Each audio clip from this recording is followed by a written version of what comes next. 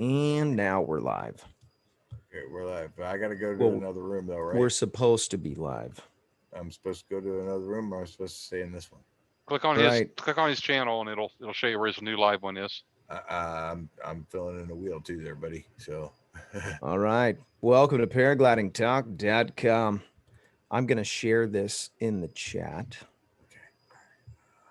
as people start to log in. now I'm in the old chat. I have everybody's name in from this moment forward. I'm done in the old chat. I'm going to go into the new chat. So the Let's people share that this. are in the old chat and don't see anything, that's going on, then obviously you're in the wrong room. Something's sorry. wrong. Are people talking? It's live. You're live now. Yeah, no, I know I'm live. Welcome to paraglidingtalk.com, by the way. I don't have access to the chat. No one chatting in the other? No, they're in there. It says there's Griffith's 33 in there. people. And Nick Griffith's in there Okay. on the new one. There's 18 in the new one right now. Yeah, I see. Okay, so I'm telling people right now that there is another chat and stream. Yeah, good, because I refreshed and I can't see the old chat anymore. I'm in the old chat right now. I'm trying to find the new chat and the new stream. So, Robert, go ahead and take the helm while I try to get this wheel situated out and the chat. If you guys are still in the old chat, there's the link. All right. Welcome. I want to start off this show by saying Zoom doesn't work again. So I waited a full month for them to get back on my little I need some help text message email thing. I said, this is what's going on. I need some help. Can you please blah, blah, blah. 1 full month later, I get a response. We have an open service ticket for you. This is what you need to do. Upload the new service pack, blah, blah, blah. Downloaded it all. Guess what? Didn't work. Welcome to paraglidingtalk.com. So glad that you're here. We're going to give some stuff away tonight. We're going to ease your pain. If you can't fly right now, like me, we can't fly. We're going to ease your pain. Zoom sucks. Thanks, Paramotor Crazy. Okay, now so I'm in the new chat. So okay. Everybody's name that was in the old chat when I left the old chat is still in the wheel. So there you go. Good information. By the way, thank you guys so much. Tonight, we have an open topic night. Yay. Cue the round of applause. Some very important topics we're going to talk about tonight. We've got some great things lined up. You're joined by Sean Nafsker. You're also joined by Craig Taylor. Anthony Peregringo's with us. Nick is with us, and I can't remember how to say his last name, but we just call him KC80RW. But we are all here tonight to service your desires of paragliding talk. We're going to make sure that we talk about what you want to talk about tonight. If you're in the chat, make sure that you're chat it up, because your name's being written down and putting in the wheel of spinny winny things, all kinds of good stuff. We're going to give away some stuff, probably a couple things tonight. If you haven't checked out ppgswag.com, go check out their website. You got some pretty funny shirts. There's some cool stuff in there. Go check them out. Also, the show is brought to you by ppgsmoke.com. Ryan Roberts has an awesome channel, or I shouldn't say channel. He's probably got a channel too, but he's got an awesome website, all kinds of good stuff. Paramotorprops.com. Go check out their website. Exclusively selling props at a really reasonable price. You're definitely going to want to check those guys out. If you have a paramotor and you've blown up a prop or two, check out their prices. Extremely competitive. Also, the show is brought to you by Para Orange Products. If you don't know Larry, you've been living under a rock. Go check out paraorangeproducts.com. They've got stuff to keep your gear safe when you're traveling it. They've got wind socks. They've got all kinds of stuff. One of the guys sent me a couple of these. Paul actually sent these out, and he wanted me to do something with these to try to raise some money for Resurgence PPG, or possibly give them away. And so I've got these streamers from paraorangeproducts.com. We'll probably do some with those tonight. It has been a wild one. If you are in Southern California, holy smokes, there is literally 16 fires burning right now. 16 different fires burning in Southern California. I just got text messages from family that lives in Arizona, and they're getting hit by the smoke, which brings up a very important topic. We want to talk a little bit about NOTAMs. And Craig does a wonderful service for us every week. He gives us a little prompt to go and check out the NOTAMs. And some of you, like my mom, is probably going, "What's a NOTAM?" And if that's you tonight, you came to the right place, because we're going to talk a little bit about NOTAMs. What is a NOTAM and where can I check those out? So also, we want to talk a little bit about, we had a lost paraglider. He's still missing. This is James Johnson. He goes by Kiwi. There is a website set up. They're trying to look for him. There is a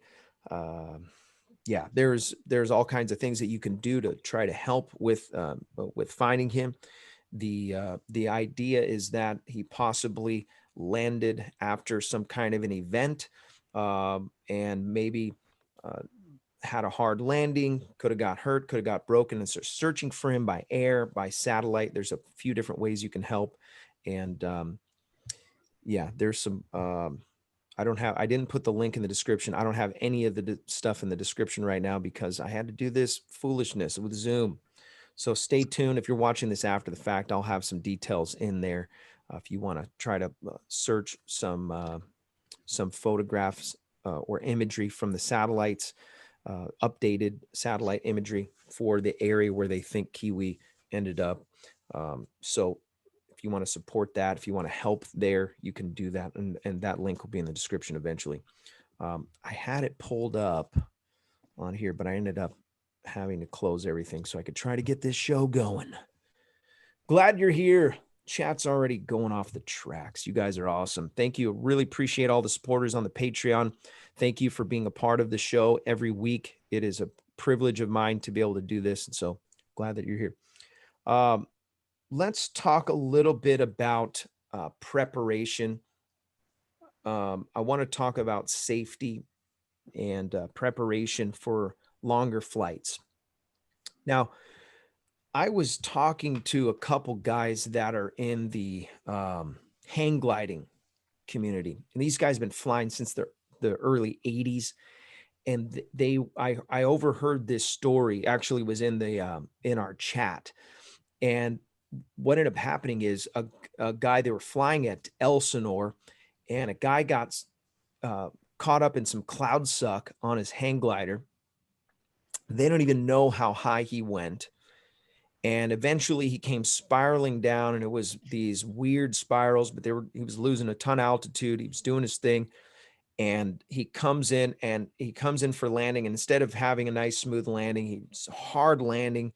And they're thinking, "Oh my gosh, he's probably destroyed." And they go running out there, and he's totally frozen. All his clothing, he's got frost on his face, he's got frost on all his belongings. And they don't even really know how high he went. They thought he was dead. And they get up to him, they see him, and they're looking, and they're like, "Oh my gosh, he's frozen solid. He's probably dead as a doornail." And he made some noise, and they realized that he was alive, and they took care of him. And I don't even know that he had to go to the hospital, but it was a pretty scary situation for that guy. And I'm interested to hear the rest of the story. But cloud suck was a pretty serious phenomenon over the last few weeks. This convergence has been setting up over the area of Lake Elsinore, and I've flown there a few times now, and I really like that spot.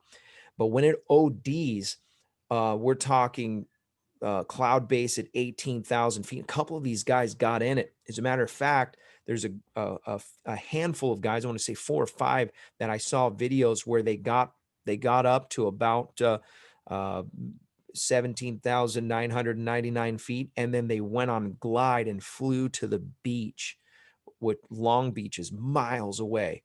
And anyways, I thought that was pretty cool.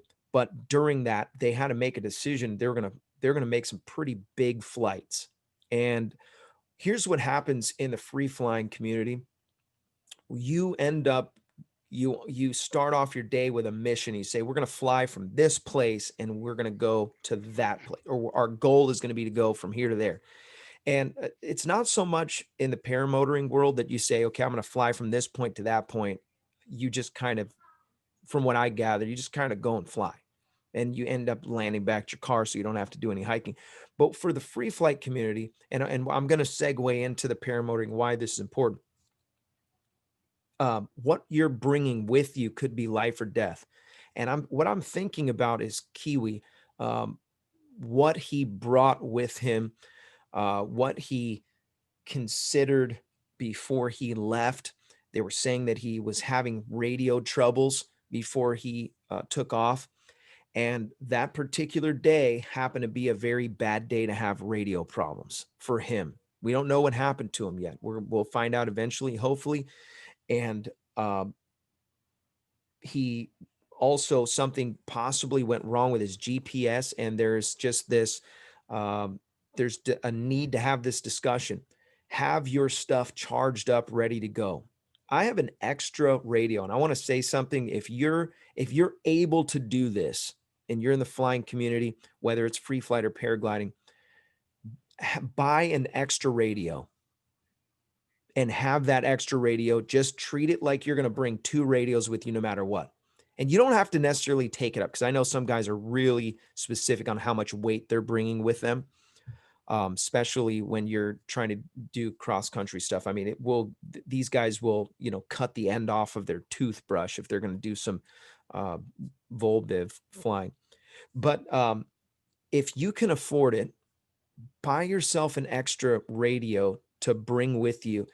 I've brought an extra radio now for the last year, and I want to say 75% of the time I'm loaning it to someone else. And now I've just made it a habit. Before we launch, I'll yell out, "Is everybody on radio?" And then there's always one person that'll be like, "Oh, I don't have my radio. Oh, I didn't charge my radio." And I've done it too. I drove all the way to the site, didn't have my radio. It's still on the charger at the house. I'm like, oh man, whatever. I'm still going to fly. But the fact is, the day that you don't have the radio, and we're going to go to the old school guys, right? A lot of the old school guys don't have radios because they didn't even care. They're like, yeah, I'm going to go fly. If it works out, it works out. If it doesn't, I'm going on an adventure. But if you have the ability to bring a radio with you, bring it. We had a guy, this was 3 years ago. He's flying in the face of El Cap, and you've seen the videos. It's treacherous. Well, he ended up taking a small collapse on one side of his wing, and it threw him into a spiral, and he pounded into the ground on the side of the cliff, and he broke his arm. He had a compound fracture. He's got bones sticking out. He's bleeding, and he's passing out on the side of the mountain. His radio was turned off, and he's trying to transmit, "Hello, hello, hello." And he's just stunned. So he didn't realize that his radio was turned off. And then we're calling him. We're like, "Hey, you okay? Are you okay over there?" And we're thinking, oh yeah, he's dead. And 10 minutes went by, which was like eternity. And then finally he turns it on and he goes, "Yes, I'm okay. I have a broken arm and I'm in and out of consciousness." And right away, everybody jumped to, we're like, okay, this is what we need to do. Somebody call the fire department, somebody call rescue. Let's get him on the phone. Let's give him some coordinates and stay with him on the phone. Let's talk to him on the radio and make sure that he's good. And so we let it rip. And I really believe that it could have been a much different situation had that guy not had his radio. He pounded it on the side. There's nowhere for us to come and land. You can't top land where he was at. There was no hiking in where he was at. The only way that guy was getting out of there was by helicopter. And they plucked him out, and that communication was critical. And also his phone did work. So taking an extra radio to whatever event you're going to, most people don't fly by themselves. And for those few people that do fly alone, I mean, it's like back in the day, using drugs. Nobody used drugs alone. If you're going to go flying, you're going to fly with somebody. And if you fly by yourself, it's because you're an addict. I'm guilty. I'm an Guilty. Yeah.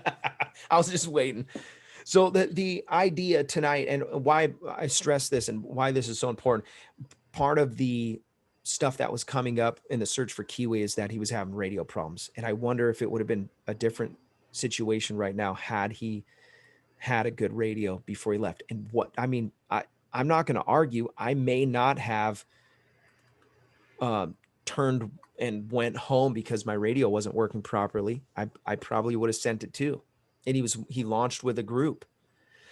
So that's one thing. So the other thing is consider if you're not flying with some kind of a GPS, and this goes for both paragliding and paramotoring. And by the way, for paramotoring, if you don't have a radio and you're paramotoring, and you're paramotoring with other people, this is kind of a weird gray line. Like it does make a difference to have that instantaneous communication, especially when you're trying to have somebody come pick you up because you had a motor out.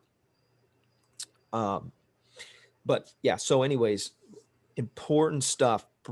Get a radio. If you don't have an extra radio, get one and use that as an excuse to upgrade the radio you got. Just say, you know what, this radio is good, but I'm going to get a new one. And so that's what I did. That's how I ended up with two. And I might even do it again because the first one is pretty haggard. GPS. If you're interested in getting a GPS, I recommend these. Garmin has a mini, and it's such a cool little deal. There is some stuff that you need to do to maintain it. It's got it's almost like a cell coverage service, but it's way cheaper than a phone. I think I pay $15 a month. And when I go on cross country, or even if I'm just flying at Blossom, let's say something goes down and I pound in hard.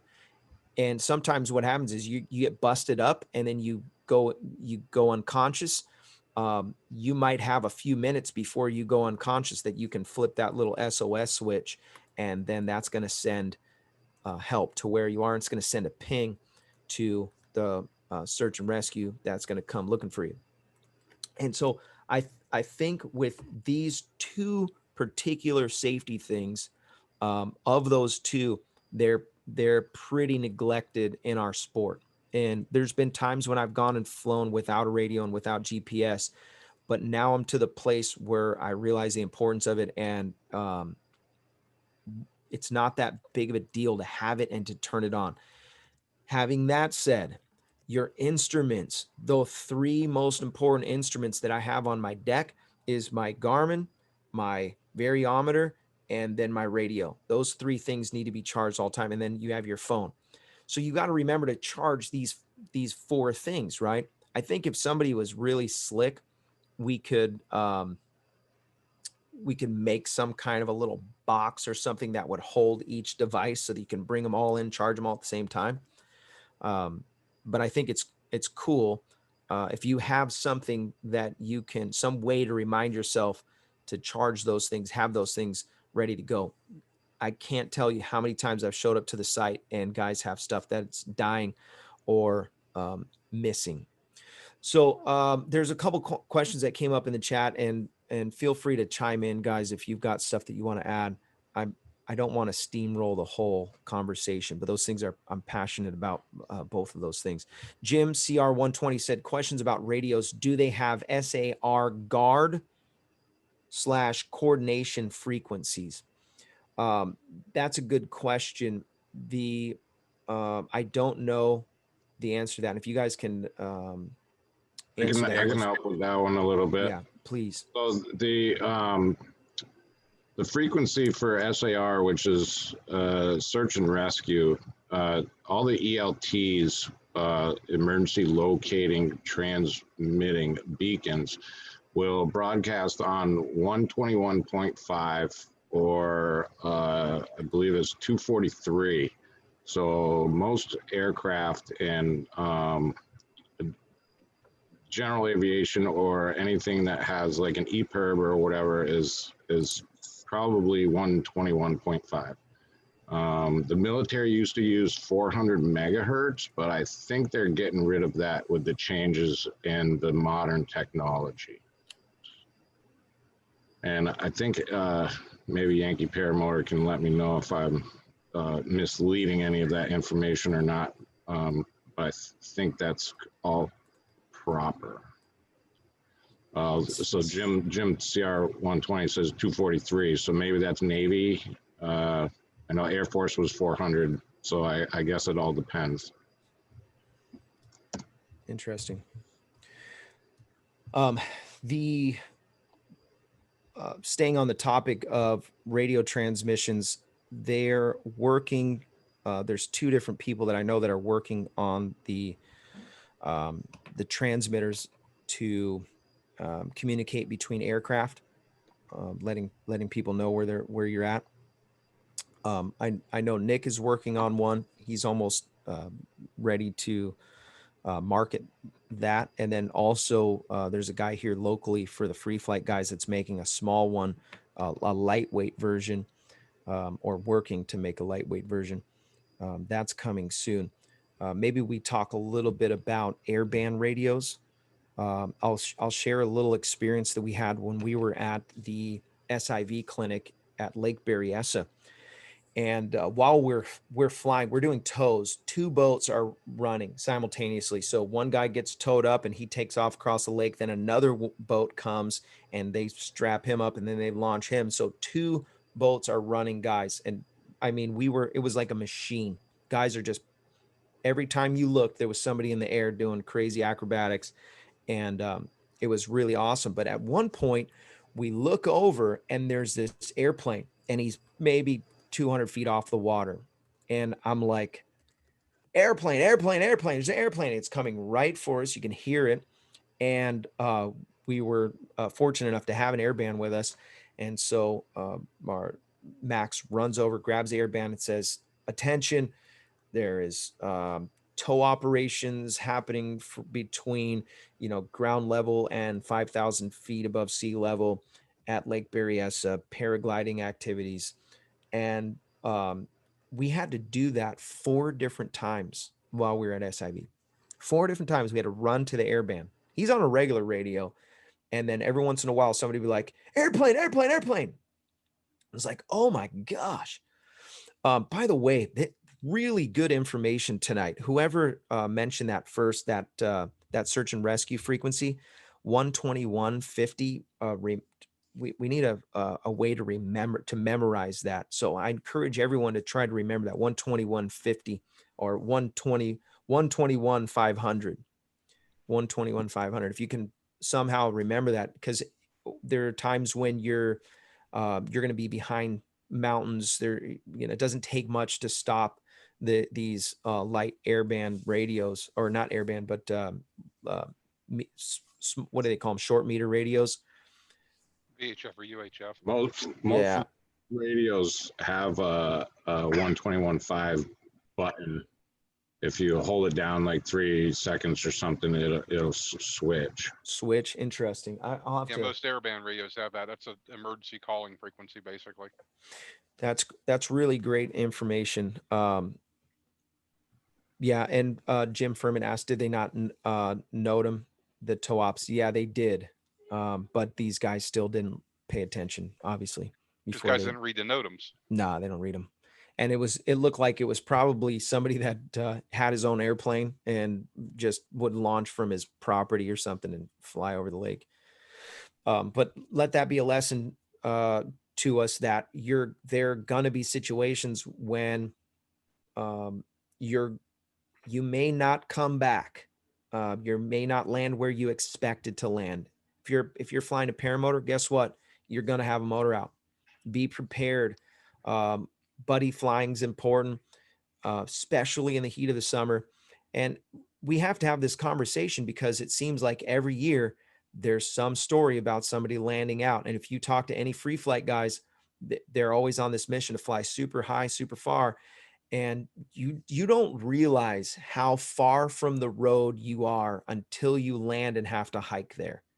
It'll look like that's maybe a quarter mile. But you land in the bushes and you got a bushwhack for a quarter mile. That's a long quarter mile. You are hurting.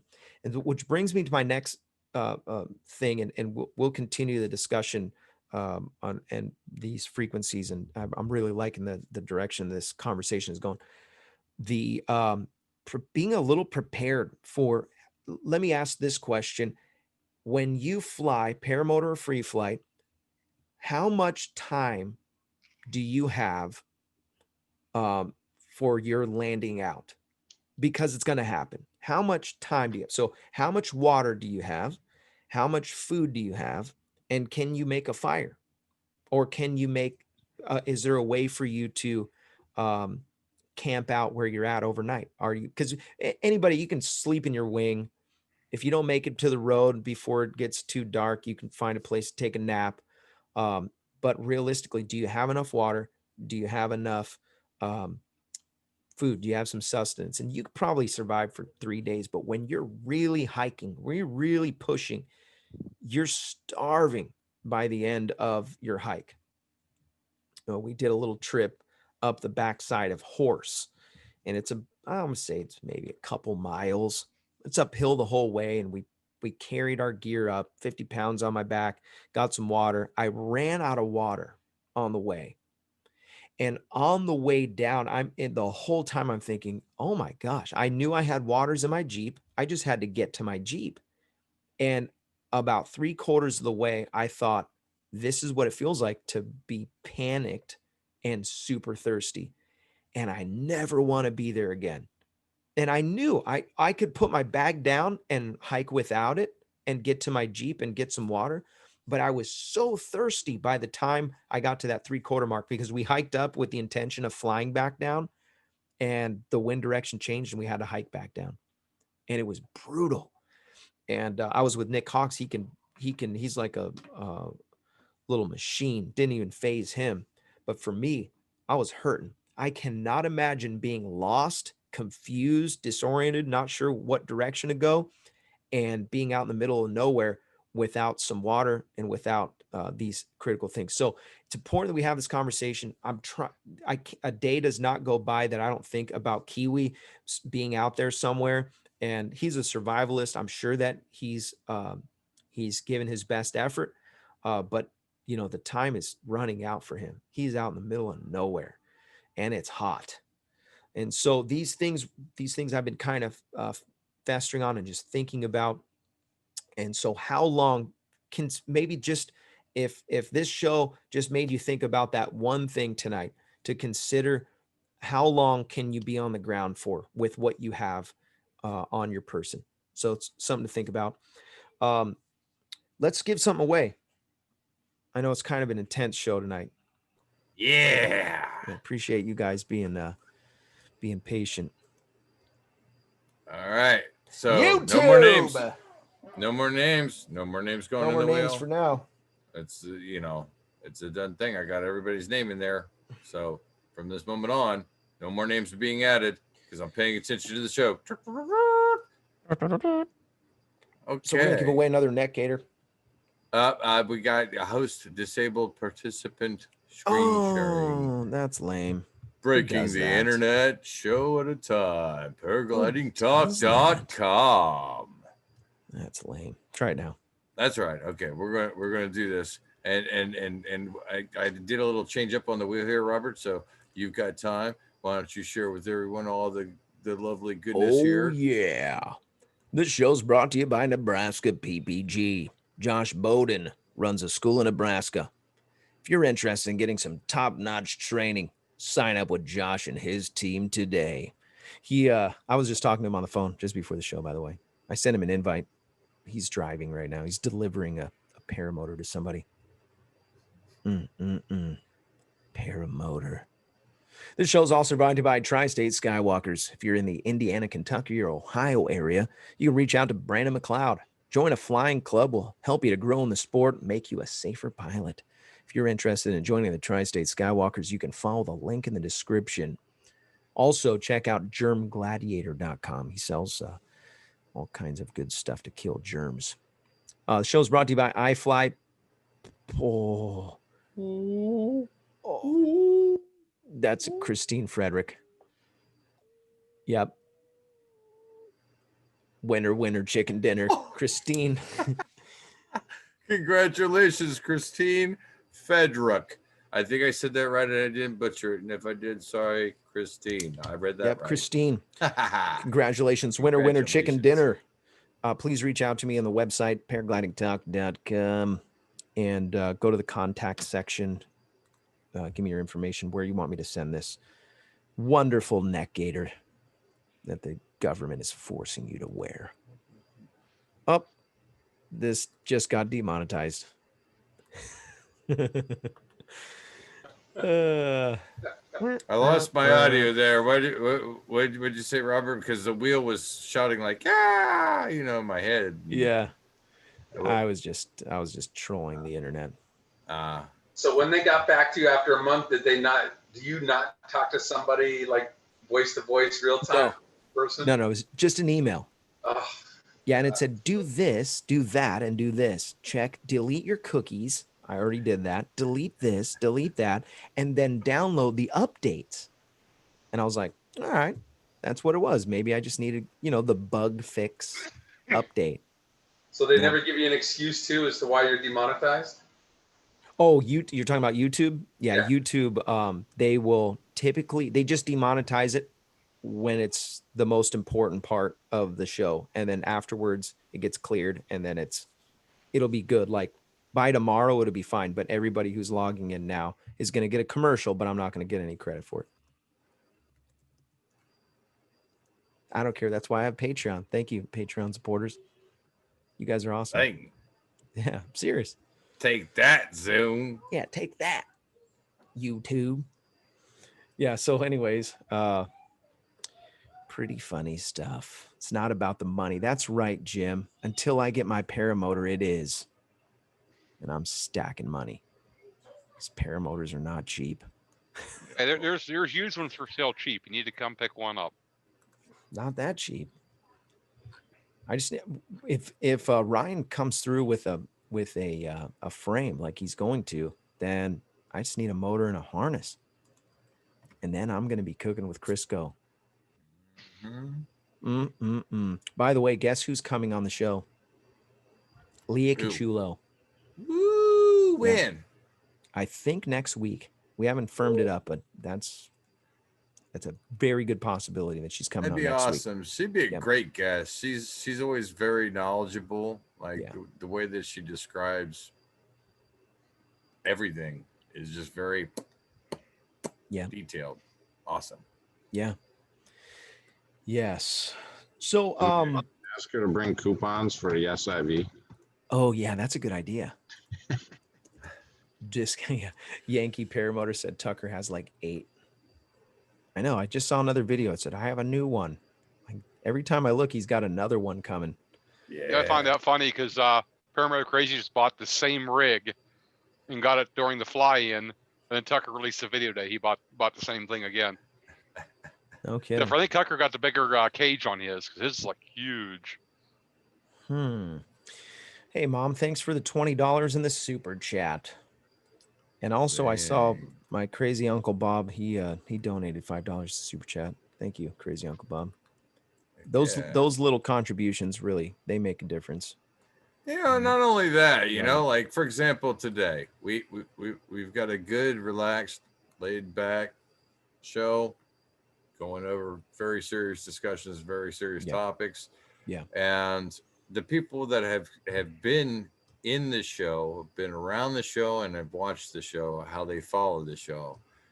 We got some of the greatest fans on the planet, Robert. They're pretty faithful, man. They come in every Thursday. They're looking forward to, regardless of who we have or what we're discussing. It's always good content and it's always reliable content that you can go back to later and research and go over those topics again and again. You know, it's awesome. Yep, I agree. I think it's much needed, especially for me. We say in church, we're leaky vessels. Yes, so thank y'all. Thank y'all for listening to Robert, because if it wasn't for y'all that come in here and watch this show every Thursday, Robert would be in a padded room, actually my padded room, talking to himself all the time. So that's right. Thank you all for tuning in so Robert doesn't talk to himself. Oh, I hate talking to myself. It's because I don't listen. That's the problem. Hey, listen, I don't care who you are. If you got to walk a mile, let's say 5 miles. I don't care who you are. You're talking to yourself. And if you ain't, you got some problems. Yeah. Yes. Crazy Uncle Bob donated $20 for the Paramotor Fund. Woohoo! That's why he's my Uncle Bob. That's Oh, pretty bad. man. He's got one, doesn't even fly yet. Does he really? Yeah. Yeah. Oh yeah, he's got a Right. nice one sitting in his shed there, and he doesn't even do anything with it. It's because he's working. He's busy delivering your Amazon stuff. He's making America work, man. I told him he better bring it. He's supposed to be coming endless foot drag. I told him bring it with him. We'll get him in the air. Oh yeah. Crazy. All right, Uncle I Bob. cheated. I cheated a little bit, Robert. Please tell. Can we do another spin? Yeah. Yeah, we can do Okay. another spin. What are we going to give away? A shirt? T-shirt? You know that sounds pretty good. Yeah. All right, Yeah, let's do it. T-shirt. All right, here we go. I'm going to share here.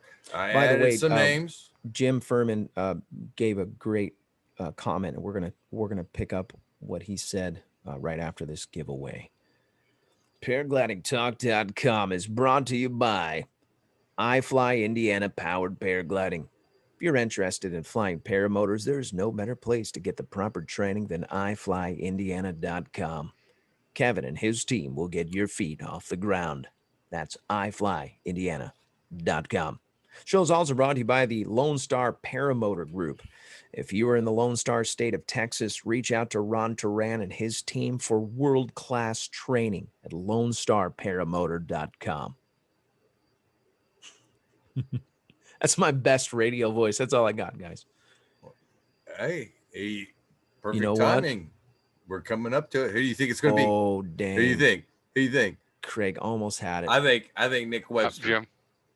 No, it's going to be it's going to be Paul. Look at that. I don't know. It's still got a lot of creep to it. Maybe. Yep. Paul Elwood. It's going to be on a lot. Oh, yeah. Paul Elwood. Elwood. You know, he's won a shirt before. Congratulations, Paul Elwood. Yeah, he's the one that donated these streamers, and he's my neighbor. He lives down the street. You know what? I'm going to send you a neck gaiter. I don't think he's got a neck gaiter yet. Congratulations. Neck gaiter. No t-shirt, neck gaiter. That's 2 of them. Those neck gaiters are flying off the shelf. Okay, so Jim Furman kind of put the icing on what I was talking about in survival and having to land out somewhere. He mentioned this in one of the, I think Anthony Peregringo cut and pasted this. COVID. Carry a whistle, a signal mirror, dental floss. And I carry dental floss. And some people are like, why you carry dental floss? You want to worry about you got to consider your dental hygiene. Healthy teeth is a healthy body. Okay. Not only that, but in case you got to cut your arm off or something, you got something you can do it with. No, you don't want to cut your arm off Stuck there dental floss. overnight. If it's that bad, just die right there. Well, But what you do when you land in a tree, and this, I didn't realize this was actually a really big part of the sport in Europe, but sometimes there's just no place to land. And so what you do is you look for a tree and you say, I'm gonna just give this tree a big hug, and you fly right into the thickest part of it and you just grab a hold of whatever you can. Big hug, come fly in. But the problem doesn't really happen there. The wing will wrap around the tree and hopefully it'll hang up good enough that if you can't hang on for long, you can just drop into your harness and hang there. I've heard some horror stories, and this is where it's important. Okay, so let's say you're deep in there, and let's say everything works out perfectly fine, but there's really no way to climb down that tree from where you are. Some of these pine trees, before there's even a branch, you're 40 feet. You're going to have to jump 40 feet. And you're not going to land 40 feet without breaking something. Okay, just you're going to have to think of something else. But say your rescuers show up to get you, and what you do is they come, and hopefully they came with a rope to get you out of the tree. And in order to get the rope, you got to think about this. How are you going to get the rope to you? They're going to try to throw it. They're going to attach a rock to it, try to throw it to you. But if you're way up there, it's almost impossible to get the rope to you. And time might be of the essence. You might have an injury. You might, whatever. It might be dark and those guys want to go home and you want to go home. Dental floss can be used to feed it down to them. They can tie the rope to that. And then you pull the rope up to yourself, and then you would try to throw it around a branch or something like that and use that to shimmy down. That's a lot fancier than amputation with dental floss. I Yeah. like that idea much better. Yeah, that's a lot better. But I'm Yeah. I'm not saying that you can't amputate with the floss. I'm just saying it's Don't try multi-purpose. either at home. Do not try either. Either Yeah. or. Yeah. Yeah, so great comment, Jim Furman. So one of the things that I have also is a little sparker, and I also have a filter. Now they have some different water filters. They have the Life Straw, which is probably the most convenient. I have this little tiny one, maybe like that, and you're supposed to, there's a little hose, and this thing one side will adapt to a little hose, but the way that this one works is you screw it onto a water bottle, which I have a couple water bottles in my harness, I and then believe you you're can referring to the your squeeze. I can't remember what it's called, but yeah, you basically just drink. Once you tilt it up, you can kind of suck through the filter, and you won't get sick. It's not going to taste good, but you're going to be able to drink some water and not get sick. Yeah. So consider that. Depending on where you're flying, you're not always going to have a water source, but you'd be surprised where you can find water. Even in the desert, I've been dry in the desert a few times. When I go to fly-ins, I take my Sawyer squeeze with me, just to have it with me in case if I do need to get water. It comes with the little bags. You can just put it right on, and off you go. Yeah. You ever gone camping and then you realize what you didn't bring, and you're like, oh, next time I go camping, I will never forget this one thing. And like one time we went camping, I forgot to bring my folding chair. Toilet paper. What a bummer. Toilet paper. Yeah. And you're far enough away. If you really camp, you go far enough away that going back home is not an option. So Coffee. you just kind of fight through it. Yeah, coffee, toothbrush. Coffee filters. Ooh, I don't know, I coffee might go pot. home. Coffee pot. That's a disaster. Yeah, it happened to Palm Bay. You forgot the coffee pot. I didn't forget a coffee pot. Somebody else forgot a coffee pot, but that's all right. Rip Man Riding came to the rescue. That's the thing that's great about the sport is, cats are like, what do you need? Done. I'll bring it here tomorrow. It's awesome. Somebody, I don't think I've ever seen them in the chat. Natural 9 said dental floss has been used to cut through the iron and prison bars. That I am shocked at how good a little piece of string will do for cutting. I had to cut a 6-inch piece of PVC, 6-inch round PVC pipe. We were almost finished with the cut, but there was no way to get the Sawzall in the area without, there was a bunch of stuff in the way. And so I pulled out some string that I had in my bag for surveying, and I cut through the PVC. It's pretty amazing. What's interesting is dental floss is actually not just one strand. It's actually like hundreds and thousands of strands, all like woven, just Yep. and waxed all in one long strand. It's pretty amazing. Yeah. Like micro mini paracord. Yeah. Yeah, that'd be good. And That's just think, another if thing, you too. landed in a tree, you'd have the freshest breath in the tree. That's true. And you might be waiting for a while too. And if you got to pull a tooth, you can just tie it onto the limb and then tie it to your teeth and just wait for the wind to blow. Oh man, I saw this video, and this poor girl, she landed in a tree, and the way that she landed and the way she ended up, her harness was all like stretched out sideways, and she was like, she had been there for a while too, from what it looks like, and they had to get her out, and it was cutting circulation off to one part of her body, like her arm and her side of her chest, and she was jacked up. And I was just thinking, gosh, that would suck to be hanging there for a long time. I don't know why she didn't unclip or whatever. She didn't seem like she was that high off the ground, but yeah, it's worth considering. I know we've talked about that on other shows, but really consider these things a little bit before we go out and just learn the hard way. They say a fool will make mistakes and repeat them.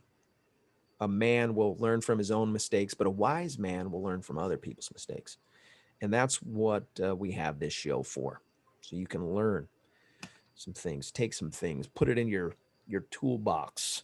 By the way, the show is brought to you by Torrey Pines Glider Port. If you want to get some top-notch training in the most beautiful of scenery here in sunny Southern California, Torrey Pines Glider Port is the place you want to go. The website is flytorrey.com. They got all kinds of resources and stuff on there. Go check that out. Yes. Paraglidingtalk.com.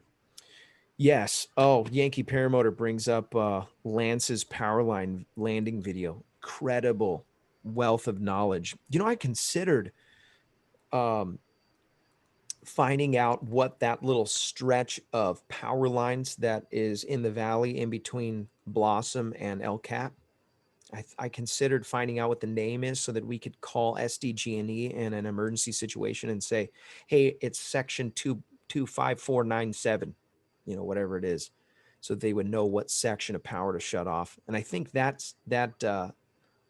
set of power lines actually just feeds somewhere in Arizona, so it should be fine. Look on the poles; it'll tell you exactly what section it is. Really? Well, I don't want to land back there, but I bet you I could find out from the SDG&E guys. I actually looked at a website one time. I just Googled power lines maps, and I think EIA.gov, and you can go state by state in the area and so forth, and it'll show you the power lines in the area. So I'll take a look and see if they're named or anything like that. That's a great idea. Yeah, I thought that was a good idea because you know that's coming. Especially paramotor guys, they're always flirting with those power lines. Yeah, I tend to stay away from them. I don't like.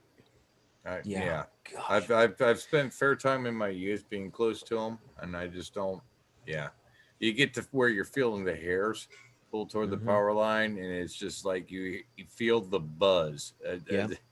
Best way you could describe it is you can take those fluorescent bulbs, walk underneath those big power lines, and they'll light up. Oh yeah, yeah, absolutely. Yeah, That's and insanity to me. And you can make one heck of an arc from them too.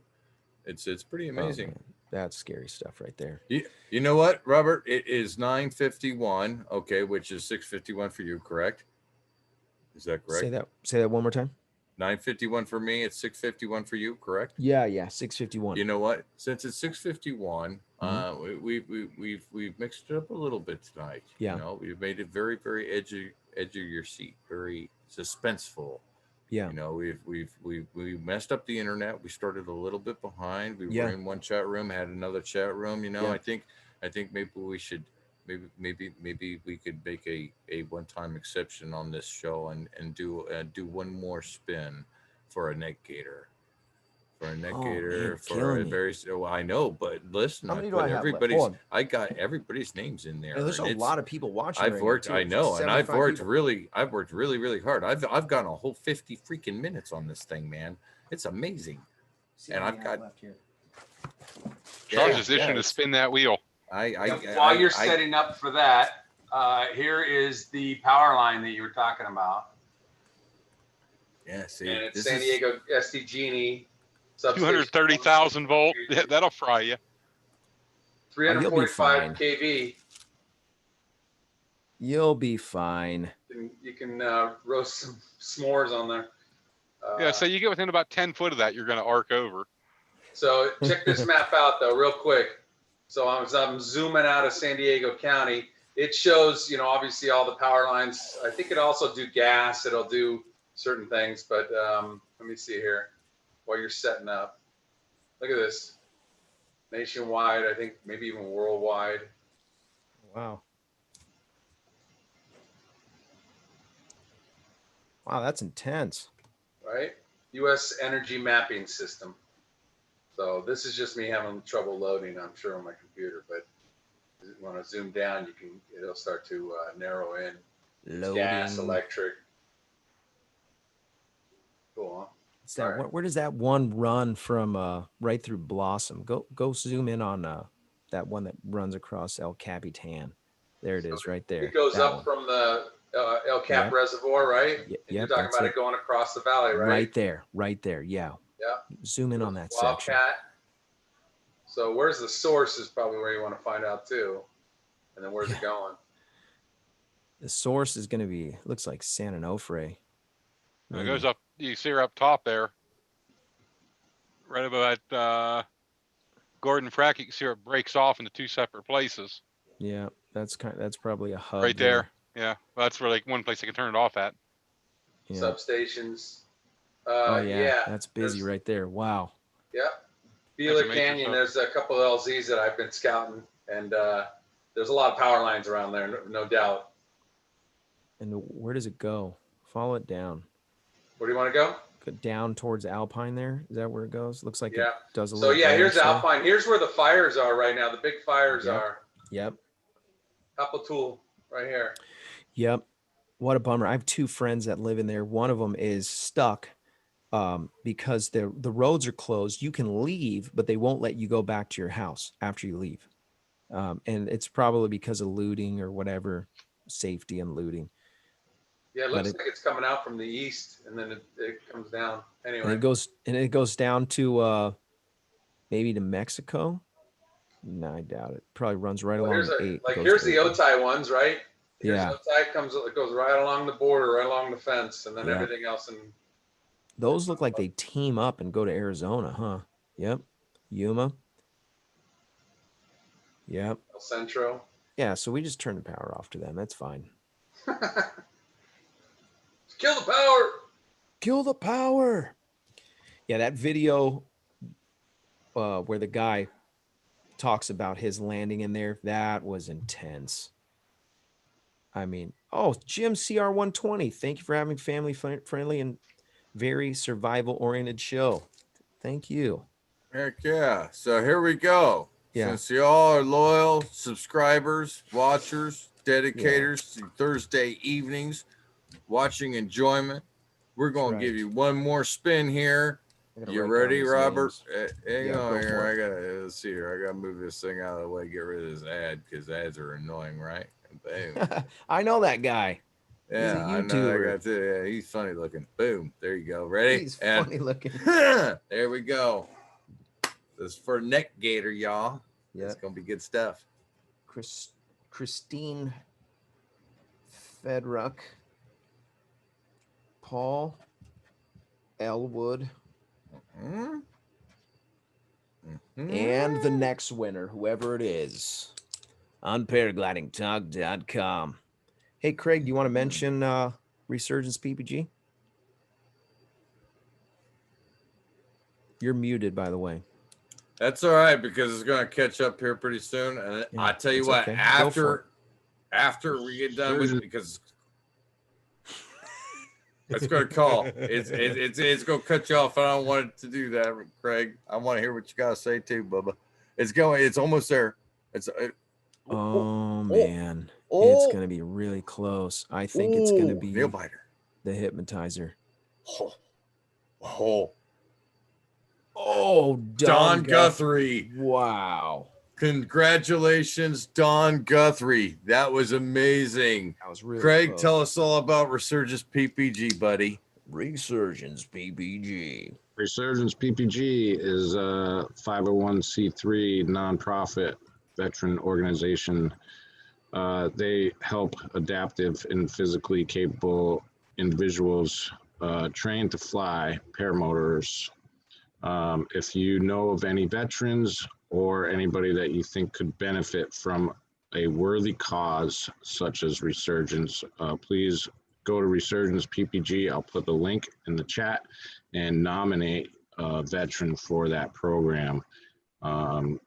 They also will take donations if you can afford it. If you cannot, use smile.amazon.com or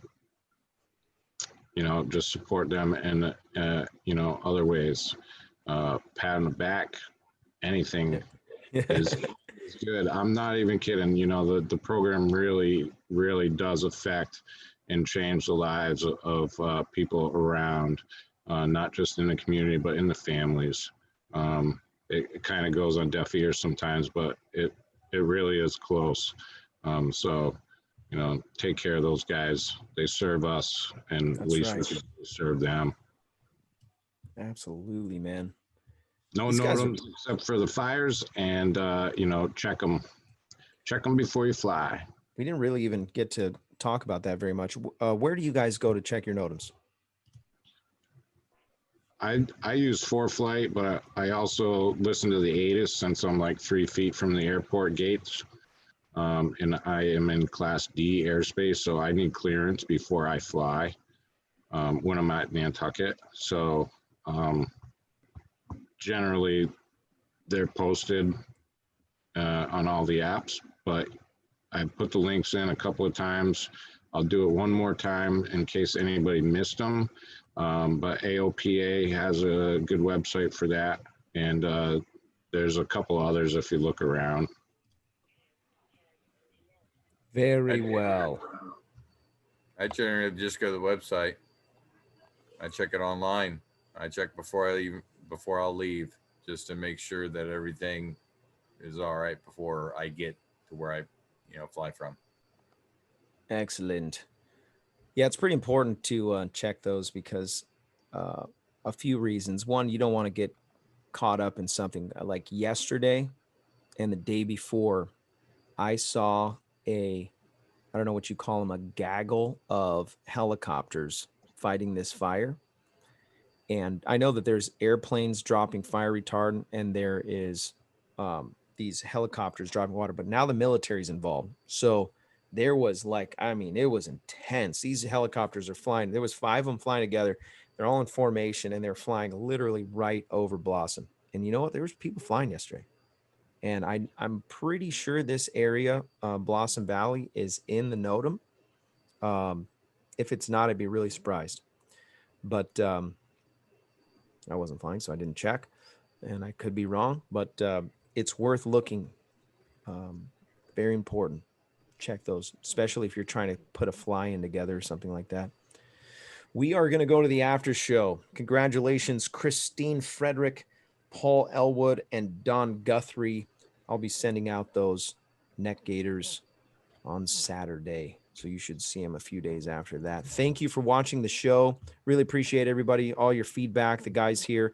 We are going to go to the after show. Thank you for the moderation. Craig Taylor, appreciate you, Sean. Anthony Peregringo, Nick, appreciate your investment, all the comments and the great feedback on the show. We'll see you next week. We got a couple good shows lined up. Stay tuned. If I don't see you in the air, I'll see you on the air. So thanks for watching. Have a great night.